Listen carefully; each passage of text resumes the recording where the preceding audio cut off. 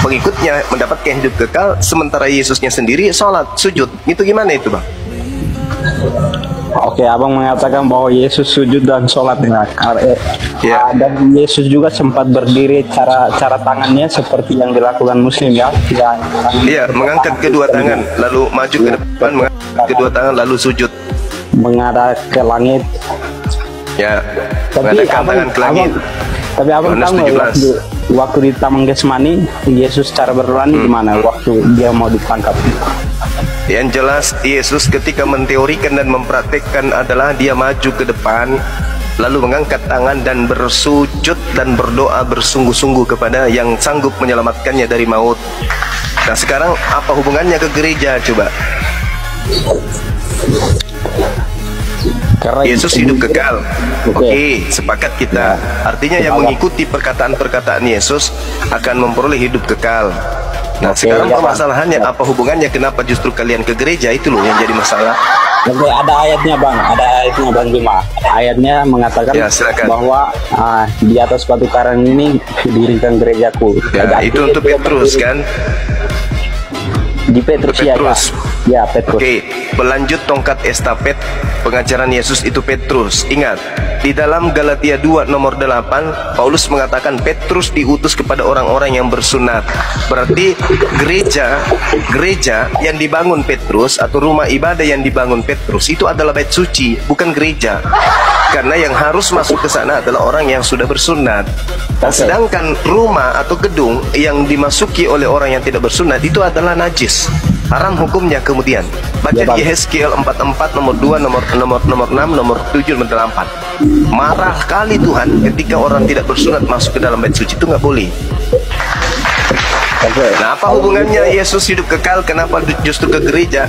Endang ning, nong, endang ning. Itu ngapain ke gereja kayak gitu? Apa hubungannya dengan Yesus? Sekarang gini, kalau begitu ada sebagian besar yang tidak sunat, ada yang sunat. Gimana ini pendapat abang? Kalau ada sebagian yang sunat, sebagian tidak sunat, gimana kalau masuk di dalam bait suci? Ya, itu dua-duanya kena neraka itu. Yang pertama, orang Kristen bersunat, maka dia akan melanggar perintah Paulus sebagai rasulnya Kristen. Galatia 5 nomor 2. Barang siapa yang menyunatkan nonotnya, maka Yesus Kristus tidak berguna baginya. Nah, itu bagi yang bersunat.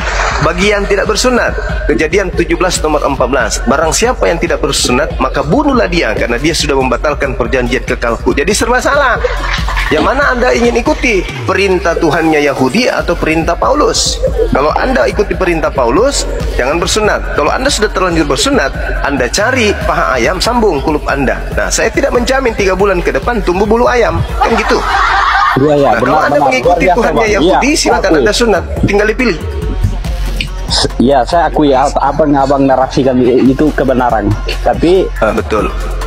Tapi Anda sendiri sunat atau tidak? Tapi kita harus mengikuti yang mana, Paulus atau Yahudi? Nah, sekarang yang Anda ikuti siapa? Yang saya, karena Yesus kan orang Yahudi, saya ikut Yesus lah, kadang Yesus. Berarti Anda sunat? Ya, saya sunat. Nah, Paulus mengatakan Yesus tidak berguna bagi Anda kalau Anda bersunat. Gimana dong? Sambung bulu ayam, paha ayam. Berarti saya berguna bagi Allah loh. Saya berguna bagi Allah. Nah, tapi Paulus mengatakan Yesus Kristus tidak berguna bagimu jika engkau menyunatkan dirimu. Gimana dong? Nah, sekarang gini, saya kan bilang saya percaya perkataan Yesus, apa yang dikeluarkan oleh. Berarti Anda tidak taat Paulus. Berarti Anda tidak taat Paulus. Ya, saya. Anda nggak taat Paulus. Nggak ikuti perintah Paulus. Ya, saya ikuti perintah Yesus saja, benar sekali. Berarti percuma dong Paulus ini melantik dirinya menjadi rasul kalau Anda tidak taati. Karena di situ ada dua mata rantai pengajaran yang bertentangan.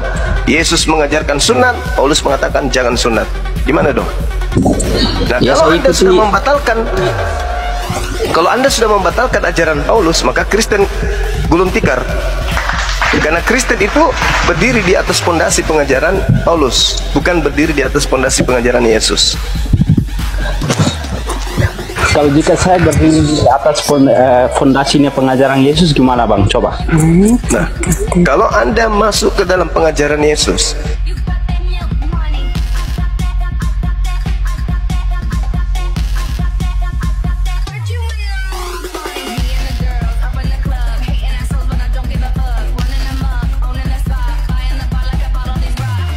Yesus hanya diutus ke Bani Israel, hanya untuk Bani Israel. Kenapa pengajaran Yesus itu harus menyebar ke dunia? Itu saja, simpel Bang. Karena Bani Israel sudah menyebar kemana-mana, ke seluruh dunia. Ya, luar biasa. Sekarang apakah Anda Bani Israel? Kalau Bani Israel sudah menyebar ke dunia, apakah yang mengikuti pengajaran Yesus mendapatkan hidup yang kekal? Yes, Bani Israel yang mengikuti ajaran Yesus akan mendapatkan hidup yang kekal. Itu pasti. Oke, satu pertanyaan untuk Abang lagi. Apakah Bani Israel semuanya sunat atau tidak? Kalau Bani Israel yang taat kepada hukum Taurat pasti sunat.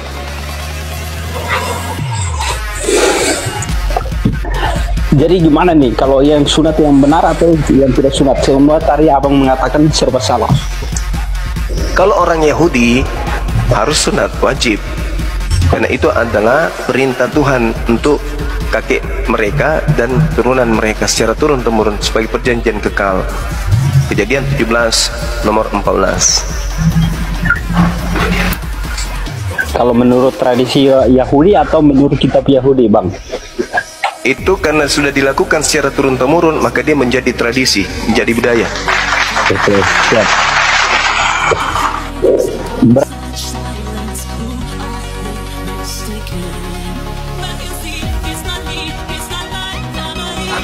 Ya sudah, kalau Anda mengikuti perkataan Yesus berarti Kristen gugur. Tutup gereja, ikutilah kemudian semua ucapan Yesus. Berarti Anda harus ke sinagoge, jangan ke gereja. Gereja tutup, atau jadikan aja diskotik, atau jual aja ke Bang Suma, kan gitu. Sinagoge di mana, Bang? Sinagoge itu di tanah suci atau gimana, Bang? Kalau sinagoge itu kan tempat ibadahnya orang Yahudi. Nah, masalahnya sekarang di kota kita di Indonesia ini jarang sinagoge, adanya cuma di Manado kalau nggak salah ada, dan di Jakarta juga ada. Makanya teman-teman Yahudi itu seringnya ibadahnya di masjid.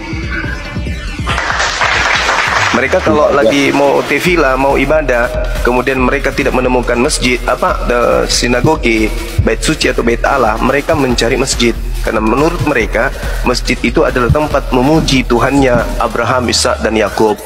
Nah, mereka nggak masuk ke gereja karena menurut mereka gereja itu adalah tempat menyembah dewa-dewa Roma. Oke. Nah, apa jaminannya di dalam Muslim bahwa keselamatan itu benar-benar ada? Ya, di dalam Muslim keselamatan itu benar ada. Hidup kekal itu adalah mereka mengenal Tuhannya Yesus sebagai satu-satunya Tuhan dan mengenal Yesus sebagai utusan Tuhan. Dah, selesai. Amin, luar biasa. Nah, luar biasa emang. Jadi sekarang yang jadi masalah ini saudara Kristen kita. Satu lagi pertanyaan, Bang. Kalau begitu, apakah seluruh umat Muslim mendapatkan keselamatan yang kekal? Jelas. Iya, pasti itu. Selama mereka tidak murtad, selama mereka mati tidak dalam keadaan kafir, mereka pasti selamat. Itu adalah warisan dan simpul Allah kepada umat Islam. Siap, Bang. Jika seorang Muslim mati dalam keadaan belum bertobat, gimana, Bang? Dia belum bertobat. Itu kenanya di dalam Al-Quran surah At-Taghabun ayat 9.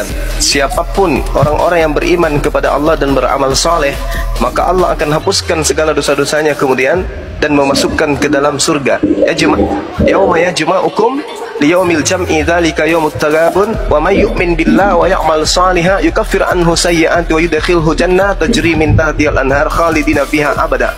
Dzalika fawzul azim. Barang ketika hari di mana manusia dikumpulkan nanti di hari kiamat, hari di mana dosa-dosa akan diungkapkan, dan Allah mengatakan barang siapa yang beriman kepadaku dan beramal saleh ketika dia masih hidup, akan aku hapuskan dosa-dosanya dan aku masukkan dia ke dalam surga, hidup kekal di dalamnya. Itulah kemenangan yang agung. Tuh, itu adalah sertifikat surga untuk umat Islam.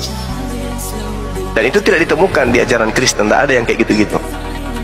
Walaupun dia meninggal belum bertobat juga, dia akan mendapatkan selagi dia Muslim. Kalau dia beriman kepada Allah dan beramal saleh, namun kemudian ada dosa yang dia bawa, itu kami serahkan kepada Allah.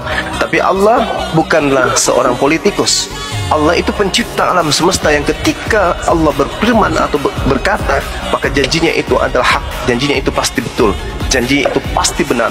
Tidak mungkin Allah pencipta alam semesta yang maha benar ini ingkar terhadap janjinya. Allah mengatakan, barang siapa wa may yu'min billahi wa ya'mal shalihan wa yukaffir an sayyi'ati wa yudkhilhu jannah. Barang siapa yang beriman kepadaku dan beramal saleh, begitu ia mati, maka aku akan hapuskan dosa-dosanya. Berarti dari narasinya Bang Juma, saya memahami satu poin di sini ya. Berarti mengikuti pengajaran Yesus dan mengikuti kehendak Allah mendapatkan keselamatan, luar biasa. Iya, betul. Salah satu ending daripada pengajaran Yesus itu adalah masih banyak hal. Jika hidup keberagamaanmu tidak lebih baik dari ahli Taurat, maka kau tidak akan masuk surga. Berarti menurut Yesus, syarat untuk masuk surga harus beragama, di mana agama itu harus lebih baik, lebih teratur, lebih komplit ajarannya daripada ahli Taurat. Nah, agama mana itu? Berarti Yesus mengajarkan kita harus memilih agama kalau mau selamat. Nah, ikutilah ajaran Yesus, yaitu beragama dengan agama yang lebih baik dari ahli Taurat. Sekarang agama mana yang lebih baik dari ahli Taurat? Kristen tidak mungkin, karena Kristen bukan agama. Syarat untuk lebih baik jadi ahli Taurat itu harus agama. Nah, satu-satunya agama yang lebih baik dari ahli Taurat itu hanya Islam. Maka Yesus mengajarkan apa? Yohanes 10 nomor 27, aku tinggalkan Islam untuk kalian, Islam damai sejahteraku aku berikan kepadamu. Maka hidup setelah Yesus, semua pengikut Yesus wajib hukumnya masuk kepada agama Islam. Karena dengan masuk ke agama Islam, orang-orang akan beriman kepada Yesus, bahwa Yesus adalah Nabi, dia adalah Rasul untuk Bani Israel, dan Tuhannya Yesus adalah Tuhan satu-satunya yang benar, tak ada Tuhan lain. Maka syarat untuk menjadi pengikut Yesus untuk hari ini, zaman ini dan sampai kiamat, syaratnya mutlak, dia harus syahadatain, asyhadu an la ilaha illallah wa asyhadu anna Isa Rasulullah wa asyhadu anna Muhammadar Rasulullah. Itu tidak bisa orang masuk surga lagi kalau tidak mengikuti itu, karena pulanya hanya ada di situ. Demikian. Luar biasa Bang. Berarti ya, bahwa kesimpulannya bahwa Yesus datang bukan membawa agama, tapi dia menyuruh kita memilih agama mana yang benar bagi pengajaran Yesus. Tapi ingat Bung, ingat Yohanes 10 nomor 27, Yesus mengajarkan agama damai sejahtera, shalom, Islam. Shalom. Ya, luar biasa ya. Iya, shalom. Harus Islam, nggak boleh yang lain. Shalom. Kalau percaya kepada Yesus, maka harus endingnya Islam, nggak boleh yang lain.